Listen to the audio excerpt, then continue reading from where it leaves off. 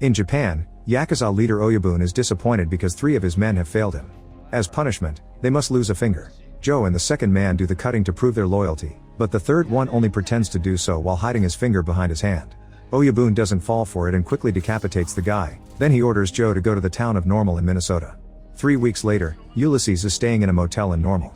Since Sheriff Gunderson recently passed away, Ulysses is here for an 8-week interim job as sheriff until the town can elect a new one. Deputy Mike picks him up and together they leave for the station. Normal is a very peaceful town, so there isn't much for Ulysses to do. Whenever he has a minute, he calls his wife and leaves her voicemails to keep her up to date on his life even though they're separated and agreed to give each other space. During the trip, Ulysses sees a sign that announces $16.8 million have been raised for the town, and he's surprised that this little community can get so much money. At the police station, Tom is being very rude to receptionist Sally. Ulysses firmly makes him stop without violence. Tom starts complaining about his neighbor, so Deputy Blaine agrees to take care of the issue. Afterward, Ulysses spends several hours dealing with paperwork. His curiosity grows by the second, so he checks Gunderson's file to learn he died of hypothermia. Gunderson left a gun that says "from Dad," so Ulysses takes the last bullet before putting it away in the evidence locker. Then Ulysses checks the armory and is surprised by how well stocked it is. There's even C4 explosives. He asks Sally about it, so she mentions that after 9/11, Gunderson applied for every anti-terrorism grant available. In the afternoon, Ulysses patrols the town and leaves a ticket on a car that belongs to bartender Moira. She gets angry when she sees it, but she calms down when she opens it because it only says "park better." In the evening, Ulysses goes to a restaurant and notices all the guns decorating the walls. The owner explains that his grandfather collected them and that they're all loaded. On TV, the weather report announces more snow coming, and Ulysses hears Joe complain about Minnesota at another table. That night, Ulysses dreams about gunshots and a screaming woman. When he wakes up, he hears something strange outside, so he grabs his gun and goes to investigate. There are several red stains on the snow, and Ulysses follows them until he discovers that a moose accidentally spilled red paint because the can is stuck on its antlers. Sometime later, Ulysses and Mike go to the hardware store, where the owner Maynard is arguing with a client over prices. The cops separate them and Ulysses talks to them firmly, but the men soon start arguing again. Mike has to yell to make them stop and takes the client away. Then Ulysses notices a cabinet with lots of locks and Maynard says it contains stump removers, but refuses to explain what that means. At that moment, Mary Beth comes looking for Ulysses and drags him to her yarn shop to complain because the supplier sent her the wrong yarn. Ulysses notices that she has a police scanner and she claims that she's lonely, but Mike calls her nosy. Later, a memorial is held at Gunderson's very fancy house and Ulysses wonders how a sheriff could afford it. While Mayor Kibner gives a speech in memory of Gunderson, Mike reveals he stole the badge from the body before they closed the casket and now puts it on Ulysses' chest.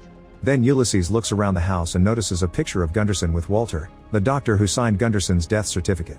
At that moment, Walter approaches him and pours some drinks, so Ulysses asks for more details about Gunderson's death. Walter explains that Blaine found Gunderson out back, frozen in just his underwear.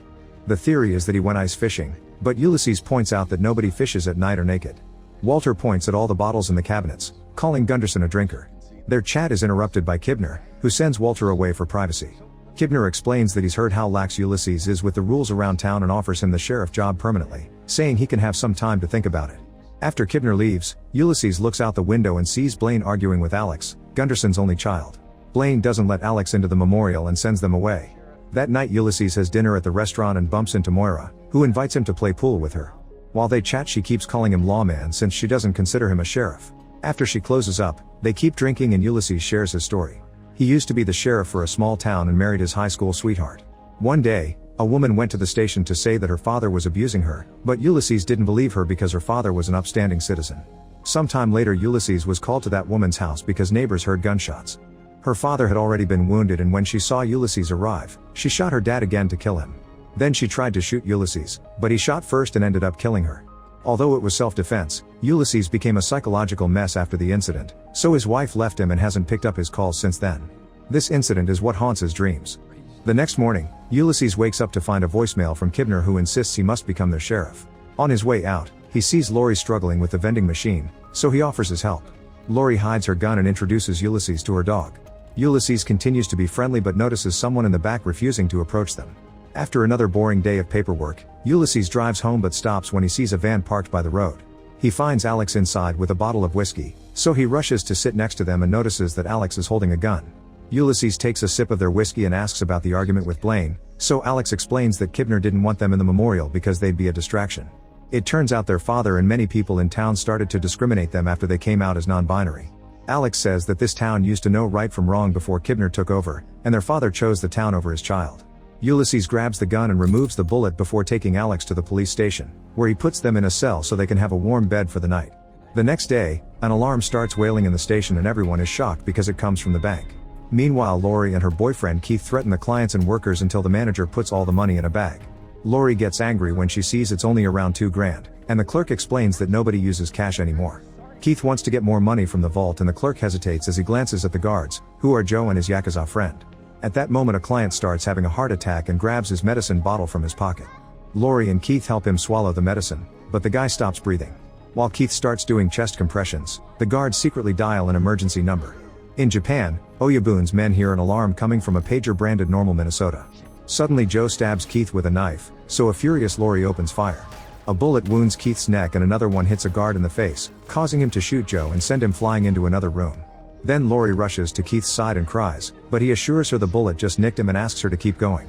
At that moment the cops arrive. The deputies are strangely nervous and Ulysses tells them to wait. While Ulysses walks to the door, Blaine gets a phone call telling him to do something. When Ulysses is about to open the door, Blaine and Mike open fire, which pushes Ulysses through the glass doors. Ulysses survives thanks to his vest and orders them to stop, but he's ignored so he has to fire back. Blaine and Mike waste a lot of bullets, yet Ulysses is a better shooter and only needs a few to blow Blaine's ear off.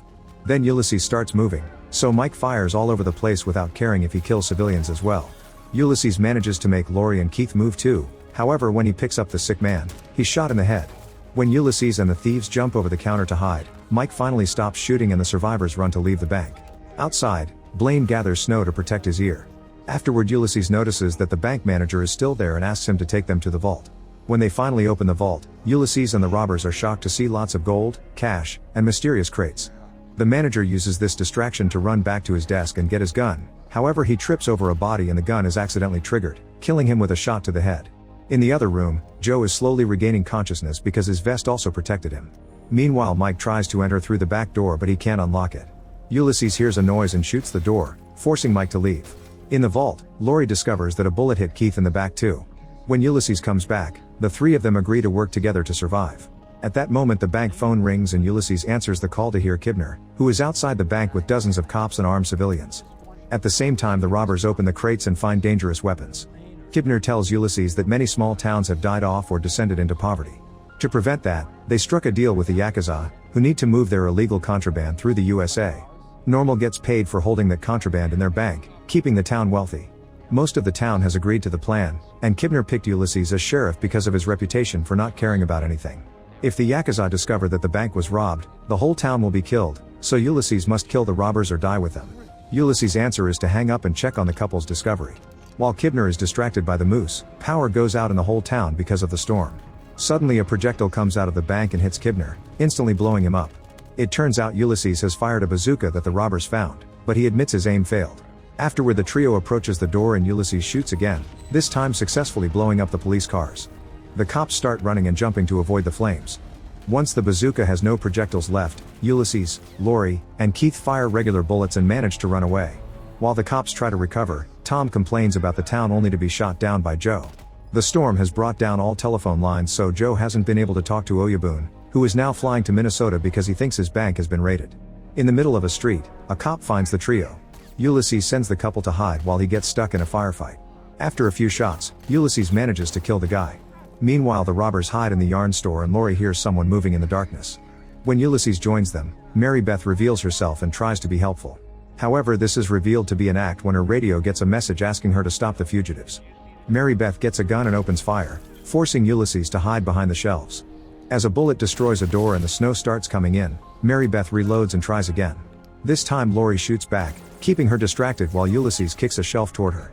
Once Mary Beth is stuck in the furniture, Lori tackles her and throws her over the counter.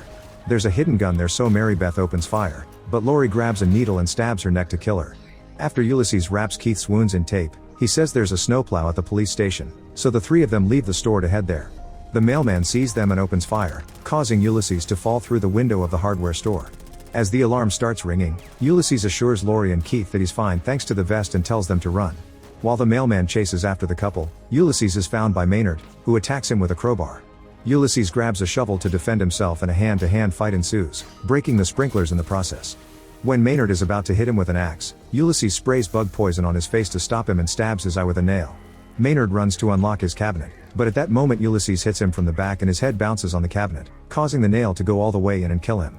In the cabinet, Ulysses finds flares and dynamite. On the street, Lori and Keith haven't advanced too much because they keep hiding from their pursuer. When the mailman runs out of bullets, he rests behind a car to reload. Keith then reveals he stole a gold brick, which he uses to attack the guy. Lori tries to help him, and in the struggle, the mailman's gun breaks the lines holding a sign. Keith eventually disarms him, but the mailman still pushes Lori, hurting her shoulder. Then the mailman punches Keith to get him off too and pulls out a knife to go after Lori. Keith picks up the gun, but it's out of ammo again. At that moment, the sign falls on the mailman, instantly killing him. Unfortunately, the police arrive and open fire, so the robbers have to run again. Suddenly something on fire falls in the middle of the street. A priest picks it up and notices it's a flare, so he tells the team that it's fine. Soon more flares fall and nobody reacts until they explode, because they're actually dynamite and Ulysses threw only one flare as a trick. A few men fall dead and Mike runs to pick up a dynamite to save a civilian. He puts out the flame and announces he's a hero, but the dynamite explodes anyway and kills him. Ulysses keeps throwing explosives until the whole team is either dead or unconscious. At the police station's garage, Keith and Lori manage to start the snowplow after a few tries. Sally hears them and comes after them with her gun, but she's intercepted by Ulysses and they start fighting. In the struggle, Sally trips on a cable and falls on the floor right before a police car descends on her, crushing her. Afterward, Ulysses tells the robbers that he's tired of running away from his problems, so they should leave without him and start a new life with the gold. He opens the garage and the couple drives away. The team sees the snowplow in the distance and guesses that Ulysses is at the station. While the couple rescues their dog before leaving, Ulysses gears up in the armory. However, when he steps out, he's shot down by Moira. He's saved by his vest, but he can barely breathe. Moira gives him a flask with alcohol in exchange for his guns and theorizes that Ulysses changed the end of his story. Ulysses admits he did lie and reveals he was the one who killed the woman's father. At the time it felt like justice, but he's been feeling lost since. Then Ulysses concludes that Moira killed Gunderson. Moira explains that Gunderson wanted to leave the town in the arrangement because he missed his kid, but the Yakuza don't let anyone leave. So she put a sedative in Gunderson's drink and dragged his body outside to freeze him to death, making it look like a fishing accident. Suddenly a furious Alex throws their belt through the bars to catch Moira's gun and pulls to bring her close. Now they can steal her gun and shoot her several times to kill her as revenge. Afterward, Ulysses gives Alex Gunderson's gun and names them his new deputy. When the team appears outside the garage, Alex comes out in a truck. Everyone runs away except for Walter, who is run over and killed. Joe watches the truck drive away and realizes it's going to the bank. Alex crashes the truck into the bank's entrance and rushes to the vault to set up the dynamite. At the same time, Ulysses calls Blaine's radio and tells the team that if he dies, the vault will blow up. However, he has a deal to offer. The team finds Ulysses having ice cream at the store and here's his plan. They tidy up the bank to make it look like there was just a car accident and everything is fine. Joe wonders why he shouldn't kill Ulysses right now, so Ulysses points out that Joe'll be blamed for this mess too and therefore killed with the rest of the town. The team has no choice but to take the deal. For the next few hours, the whole town works together to clean all the blood and hide the bodies. On the road outside town, Ulysses and Blaine welcome the Yakuza convoy. Blaine tells Oyabun that they don't have power because of the storm and that Ulysses is the interim, so he doesn't know anything. Ulysses acts innocent and says nobody can enter their town because of the storm, but Oyabun gets angry, so Ulysses pretends he'll make an exception for him. After the convoy is taken through the longest road to buy time, they finally make it to the bank. Alex is pretending to be a guard and has the detonator ready. Thankfully, Oyabun checks the vault and confirms everything is fine, so he's happy. Afterward, the cops take the Yakuza to a restaurant for dinner. While Blaine gives a speech about a new chapter in their friendship, the waiter uncorks a champagne bottle and the cork hits a decoration. When it falls, it accidentally fires a gun that blows up Oyabun's head. The Yakuza immediately pull out their weapons for revenge and a firefight ensues in the restaurant. With chaos in every corner, Joe shoots Blaine in the shoulder. When he's about to kill him, Ulysses pushes him and they keep fighting in the kitchen. Using food and kitchen utensils, they hit each other several times and Joe stabs Ulysses in the stomach. Ulysses responds by breaking his hand before stabbing him in the neck to finally kill him. In the restaurant, Alex finds a decent hiding spot and provides backup while everyone keeps shooting each other. Body after body keeps dropping dead until the only survivors left are Alex and Blaine. Ulysses comes out of the kitchen and offers them some pie. He also gives Blaine the badge. A month later, Normal is an average town again and Blaine is the sheriff, although a mysterious Asian man on the street indicates it may not be over. In Texas, Ulysses is doing another interim fill-in sheriff job and Alex is his deputy. When he calls his wife to share this update, she finally picks up. Make sure to subscribe and turn on notifications so you can watch more videos like this. Thanks for watching.